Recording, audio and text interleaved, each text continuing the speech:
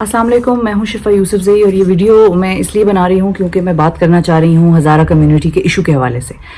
आज जैसा कि आप जानते हैं प्राइम मिनिस्टर इमरान खान साहब का एक स्टेटमेंट आया और उस स्टेटमेंट ने पाकिस्तान की मीडिया, इलेक्ट्रॉनिक हो या सोशल हो, सियासत हो, भूचाल मचा दिया उसमें।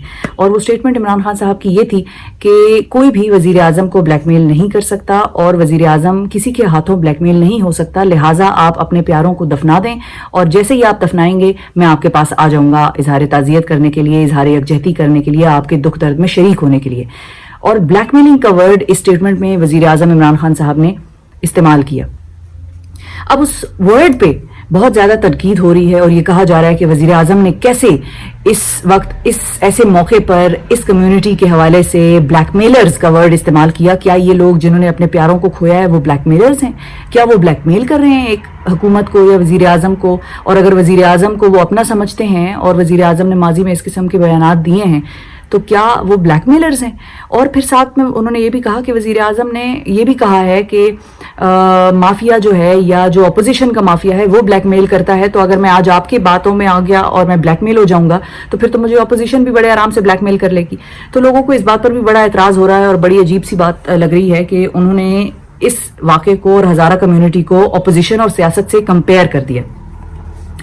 ये तो बात थी मीडिया की और सहाफ़ियों की और एंकर्स की और जो भी सोशल मीडिया एक्टिविस्ट्स हैं या जो यूट्यूबर्स वगैरह हैं जो पॉलिटिक्स को समझते हैं या जो पॉलिटिक्स पर बात करते हैं, कमेंट करते हैं, उनके हवाले से। व्यूअर्स, यहाँ पर यह भी मद्देनज़र रखिए कि पाकिस्तान शिया उलमा काउंसिल के अल्लामा साजिद नकवी साहब और अल्लामा शहनशाह हुसैन रिजवी साहब ये बड़े सीनियर आलिम दीन हैं और इन दोनों ने ये बयानात दिए हैं कि जो हज़ारा बिरादरी है उसको चाहिए कि वो अपने प्यारों की बॉडीज़ को दफना दें, ठंड में उनको इस तरह से रख कर बेहुरमती ना करें उनकी लाशों की। तो ये इन्होंने भी बयानात दिए हैं और इनकी बात भी वहाँ पर नहीं मानी जा रही और उसके पीछे यही लगता है कि वो जो 3 आलिम वहाँ पर बैठे हैं वो इस सारे प्रोसेस को आगे नहीं बढ़ने दे रहे। ये बहुत से लोग ये बात कर रहे हैं। इसके अलावा हज़ारा डेमोक्रेटिक पार्टी के चेयरमैन हैं जी अब्दुल खालिक साहब, अब्दुल खालिक हज़ारा, उन्होंने भी ये बयान दिया है और मुख्तलिफ न्यूज़ आउटलेट्स पर ये रिपोर्ट हुआ है। उन्होंने ये कहा है कि वहाँ पर धरने में मौजूद चंद ऐसे अनासिर हैं जिनके बारे में ये कहा जा सकता है या जिनके बारे में ऐसा लग रहा है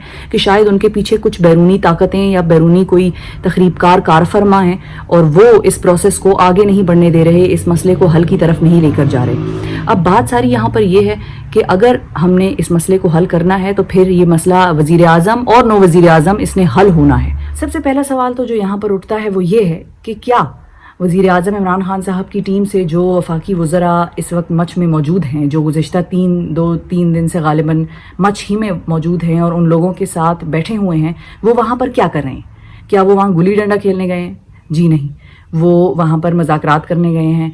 इन वरसा के साथ जो शहीद हुए हैं उनके लवाहिकीन के साथ इजहार ताज़ियत करने गए हैं और उनके मुतालबात सुनने गए हैं और उनकी प्रॉब्लम्स को सॉल्व करने के जहन से गए हैं। पहली बात तो ये हो गई। तो वहाँ पर अली जैदी साहब, जुल्फ़िकार बुखारी साहब मौजूद हैं पिछले 3 दिनों से और शेख रशीद साहब भी जो वज़ीर दाखिला हैं वो भी वहाँ का दौरा करके आए हैं। इसके अलावा वहाँ पर जाम कमाल साहब जो CM हैं वो भी मौजूद हैं। फिर बात यहाँ पर यह आती है कि जब वज़ीर आज़म इमरान खान साहब की टीम से बातचीत हो रही है उन लोगों की और हो गई है, तो क्या वज़ीर आज़म ने उनके मुतालबात या वज़ीर आज़म की टीम ने उनके मुतालबात नहीं माने? ये मेरा दूसरा सवाल है।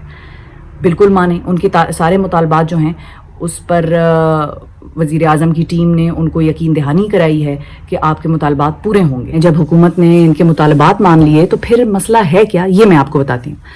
मसला ये है कि यहाँ पर 3 ऐसे आलिम बैठे हैं जो कि ईरान से तालीम याफ्ता हैं और उनके नाम मैं आपको बताती हूँ, उसके बाद मैं बताती हूँ कि वो क्या कर रहे हैं। उनमें से पहला नाम है डॉक्टर मूसा का, दूसरा नाम है हुसैन हुसैनी का और तीसरा नाम है काजिम बेजती का। ये 3 आलिम दीन हैं और ये 3 शिया आलिम हैं जिनके बारे में ये कहा जा रहा है कि इन्होंने ईरान से तालीम हासिल की है, इल्म हासिल किया है और ये यहाँ पर इस वक्त प्रोसेस को आगे नहीं बढ़ने दे रहे। ये इनकी ज़िद है कि वज़ीर आज़म पाकिस्तान वहाँ पर आएँ और बेसिकली जो भी वर्ड जो इमरान खान साहब ने ब्लैकमेलिंग का यूज़ किया है वो ये 3 लोग कर रहे हैं। और ये भी कहा जा रहा है अगर टीवी चैनल्स अपने रिपोर्टर्स को या अपने जो भी नुमाइंदे हैं वहाँ से उनको लेंगे और उनसे बात करेंगे जिन लोगों ने वाकई अपने پیاروں کو کھویا ہے تو وہ یہ بات کر رہے ہیں کہ ہم رضامند ہیں اپنے پیاروں کو دفنانے کے لیے، اور ہم اس چیز کے انتظار پر اور اس امید پر اور اس وعدے پر اعتماد کے ساتھ اپنے پیاروں کو دفنائیں گے کہ عمران خان صاحب نے کہا ہے کہ جب آپ لوگ دفنائیں گے تو میں آپ کے پاس آؤں گا۔ اب میں آپ کو بتاتی ہوں کہ اسکرین پر کچھ ویژولز دکھاتی ہوں اور میں کچھ پروفز دکھاتی ہوں۔ ایک تو وہ لیٹر ہے جو افغانستان کی حکومت نے حکومت پاکستان کو اور ہمارے فارن آفس کو لکھا ہے۔ اس میں انہوں نے یہ ڈیمانڈ کی ہے کہ جو 11 کارکن شہید ہوئے ہیں ان میں سے جو 7 ہیں، ان 7 میں سے بھی 3 کی فیملیز اپنے پیاروں کی ڈیڈ باڈیز مانگ رہی ہیں، اور آپ براہ مہربانی ان 3 ڈیڈ باڈیز کو افغانستان کے حوالے کریں۔ ان میں سے پہلا نام جو ہے وہ ہے چمن علی، جو کہ ہیں سن آف نذیر بائک، دوسرے ہیں جی عزیز سن آف رضا قلی، اور تیسرے ہیں نسیم سن آف عبد الرحمان۔ یہ آپ کو اسکرین پر نظر آ گیا ہے، یہ اوریجنل ڈاکیومنٹس ہیں، یہ خط حکومت افغانستان نے حکومت پاکستان کو لکھا ہے اور ان 3 ڈیڈ باڈیز کی ڈیمانڈ کی ہے۔ اب میڈیا کو کیا کرنا چاہیے؟ کچھ چیزیں ہیں جس پر کہ میڈیا بڑے شوق سے بات کرتا ہے، اور اس میں ایک چیز ہوتی ہے عمران خان پر تنقید کرنا۔ اس کے علاوہ میڈیا سوچتا نہیں ہے، میڈیا یہ نہیں سمجھ رہا پاکستان کا کہ یہ ساری چیزیں آپس میں کنیکٹڈ ہیں۔ میڈیا یہ نہیں سمجھ رہا کہ کچھ دن پہلے ہمارا فارن آفس اس چیز کے لیے ہمیں تنبیہ کر رہا تھا کہ انڈیا پاکستان میں کچھ کرا سکتا ہے، اور میڈیا یہ بھی نہیں سمجھ رہا اور یہ بھی نہیں جانتا، اور اس لیے I am urging media and the reporters and correspondents سارے چینلز کے کہ وہ وہاں پر جائیں، مچ جائیں، اور وہاں پر ان فیملیز سے خود بات کریں، اور ان کو اندازہ ہوگا، حقائق سامنے آئیں گے کہ وہ فیملیز خود اصل میں چاہتی کیا ہیں۔ ان 3 علماء جن کا میں نے آپ کو نام بتایا، ایرانی جو ہیں، ان کا ایرانی نہیں، ایران سے تعلیم حاصل کر کے آئے ہیں، ان کا یہ مقصد ہے کہ یہ مذاکرات کامیاب نہ ہوں، جبکہ دوسری طرف جو ورثاء ہیں وہ یہ چاہتے ہیں کہ ان کی فیملی کے جو لوگ شہید ہوئے ہیں ان کو دفنا دیا جائے، اور وہ بھی they want to make peace with it۔ اب یہاں پر بات یہ ہے کہ یہ ساری کہانی کی کیوں جا رہی ہے؟ یہ ساری کہانی اس لیے کی جا رہی ہے کہ کہیں نہ کہیں ان افغانیوں کو وہاں پر فیسیلیٹیٹ کرنا ہے جو اللیگلی وہاں پر رہ رہے ہیں، اللیگل امیگرینٹس ہیں، جن کا کہ ابھی تک کوئی شناختی کارڈ، کوئی ریکارڈ، کوئی ڈاکیومنٹ موجود نہیں ہے حکومت کے پاس۔ ان کے لیے یہ سارے مطالبات کیے جا رہے ہیں کہ ان کے شناختی کارڈ بنائے جائیں اور بغیر کسی پوچھ گچھ کے بنائے جائیں۔ اب جب ایک چیز ہم یہ دیکھتے ہیں کہ ایک ایسی سچویشن ہے جو کہ ولنریبل ہے، ایک ایسا علاقہ ہے جہاں پر یہ لوگ، یہ کمیونٹی ولنریبل ہے، ان پر بارہا حملے ہوتے ہیں، بارہا اٹیکس ہوتے ہیں، تو انہی چیزوں کو، انہی کو استعمال کر کے اپنے کچھ ذاتی مقاصد، اپنے کوئی بڑے جو وائڈر ایجنڈاز ہیں ان کو پورا کرنے کی کوشش کی جا رہی ہے۔ یہ بھی بہت سے لوگ اور مبصرین کہہ رہے ہیں۔ اب یہاں پر کرنا کیا ہے حکومت کو؟ یہ تو حکومت بہت بہتر جانے گی، حکومت کو چاہیے کہ وہ سوچیں، لیکن یہاں پر میڈیا کو کیا کرنا ہے؟ میڈیا کو یہ کرنا ہے کہ تحقیق کریں، بغیر وجہ کے ہر چیز کو کرٹیسزم کی نظر نہ کر دیا کریں، ہر چیز کو کنٹروورشل نہ بنا دیا کریں۔ ہر اقدام کے پیچھے کوئی نہ کوئی ایسے حقائق موجود ہوتے ہیں جو میڈیا کے سامنے نہیں ہوتے لیکن اعلیٰ عہدیداران کے پاس ہوتے ہیں۔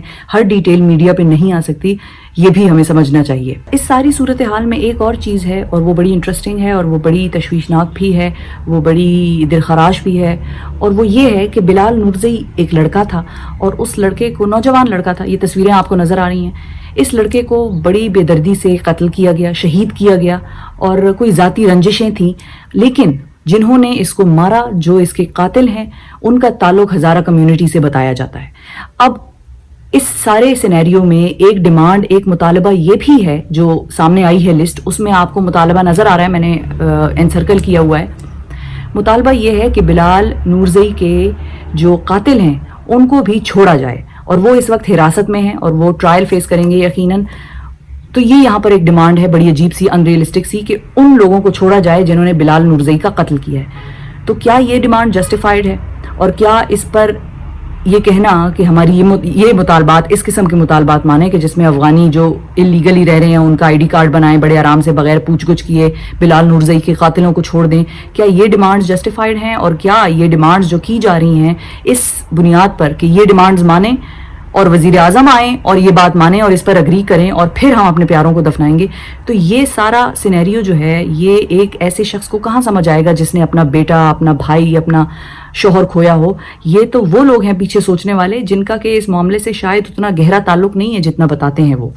تو یہاں پر میڈیا کو بھی تحقیق کرنے کی ضرورت ہے۔ میڈیا کو چاہیے اپنے سارے نمائندے، اپنے جتنے کورسپونڈنٹس ہیں وہ وہاں پر بھیجیں، ان فیملیز سے بات کروائیں اور کیمرے پر، اسکرین پر چلوائیں کہ وہ فیملیز کیا کہہ رہی ہیں اور وہ کیا چاہتی ہیں، ان کی ڈیمانڈز کیا ہیں۔ تو یہ چند ایسی ڈیمانڈز تھیں جن کے بارے میں میں نے سوچا میں آپ کو بتاؤں، اور یہ بہت ضروری تھا کہ یہ میں آپ کے سامنے یہ ڈیٹیلز کچھ لے کر آتی. بہت شکریہ.